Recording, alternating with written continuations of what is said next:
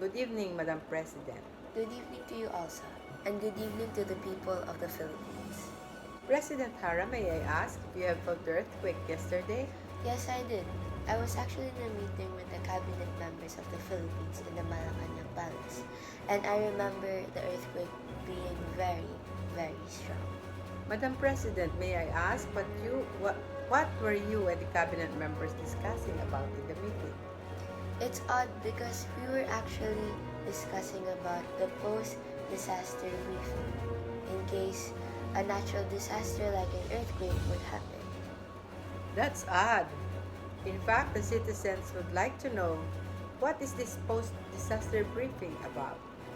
Well, the earthquake a while ago happened in Metro Manila with a 7.0 magnitude, and according to FIVOLT's intensity scale, the earthquake was listed as intensity 8. FIVOLT has also reported that the origin of the earthquake was 25 north of Quezon City, along the West Valley Fault Line that passes through Marikina, Quezon City, Taguig, Makati, Muntinlupa, and Pasig. With this information, we know that the earthquake is very strong and destructive. After receiving this information, the cabinet members of the Philippines immediately finalized this post-disaster briefing in order for the public, especially the citizens of Metro Manila, to be informed on what to do after a natural disaster like this earthquake. An example is getting your go bag and hard hat and evacuating in the nearest evacuation center. Madam President, what are the current updates that you have received about the recent earthquake? Reports have said that the earthquake was very destructive.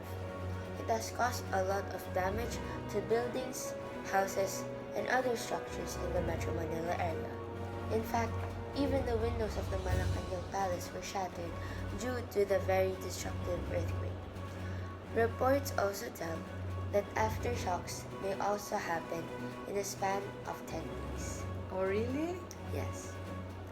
Well, Madam President, that leads me to my next question. Go ahead. What is the government planning to do in order to fix the infrastructure, communication, electricity, food and water supply of Metro Manila?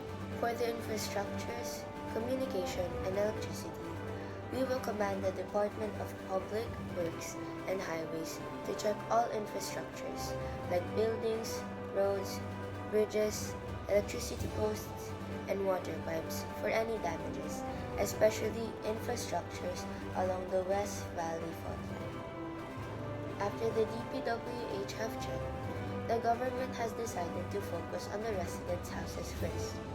So, we have planned to ask assistance from the Housing and Land Use Regulatory Board. The DPWH and the HLURB shall collaborate in order to fix the damages of the citizens' houses.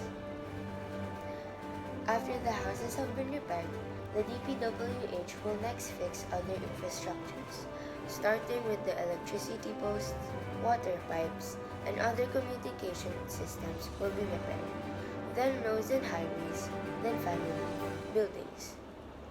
All infrastructures shall be improved and designed to be earthquake-proof, to keep it stronger and stable in case for a future earthquake.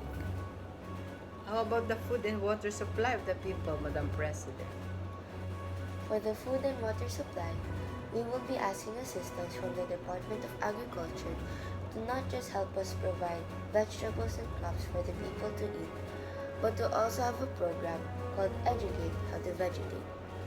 This program will educate the people on how to plant vegetables or crops to eat while the repair of infrastructures are ongoing.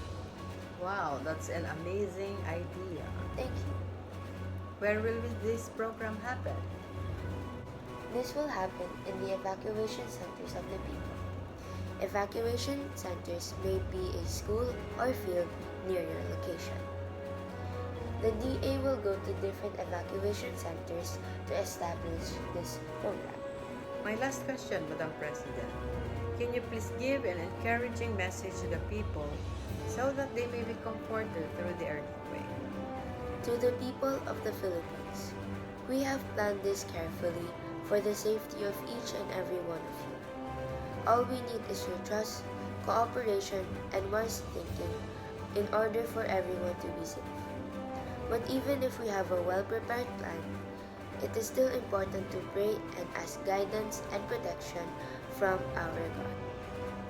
Thank you very much, Madam President Harap. You're very much welcome.